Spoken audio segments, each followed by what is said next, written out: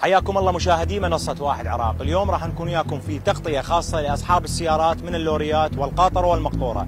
قرروا يسوون إضراب عام في كل محافظات العراق. شنو السبب؟ تعالوا ويانا خلي نعرف مطالبهم وما هي الأسباب. طالبنا هي اساسا سهله او سلسه، جدا سلسه، وهو اساسا مطلبنا تفعيل القبانات العراق عامه يعني. هاي اول فقره. الفقره الثانيه احنا نرجع على القبانات هذه. هسه حاليا عندنا قبانات وزنها مو 100%، وزن يعني ادخل انا على خط قبان يوزن لي سياره ما يقارب 80 طن. انا الوزن سيارتي 75 طن قطعا منطيني اياها.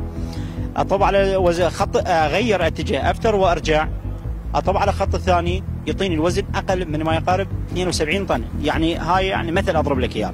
زين هذه اذيه، انا كل ما ادخل على قبان ياخذون من عندي فلوس. نعاني من عده امور. اول امر القبان، احنا سائقين قاطره مقطوره، سيارات مقاطير، نعاني من القبان، فما موحدين لا احنا على قبان ولا احنا حمل كامل. احنا نحمل على قبان حسب توجيهات الدوله، تيجي سيارات محمله حمل كامل، وهاي اذيه. ابو القبان ما يمشي، ما ينباع بعد هنا، تمشي بس لهذا اللي ينطون فلوس، اللي زايده ناقصه تمشي، هاي شغلتهم.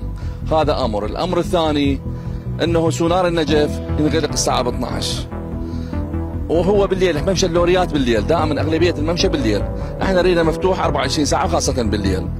اول شيء احنا كسواق محافظه النجف الاشهر الشاحنات، سواق قاطرات ومقطوره القلاب، متضامنين مع جميع شاحنات العراق. اضراب عامل على العفو العام داخل العراق.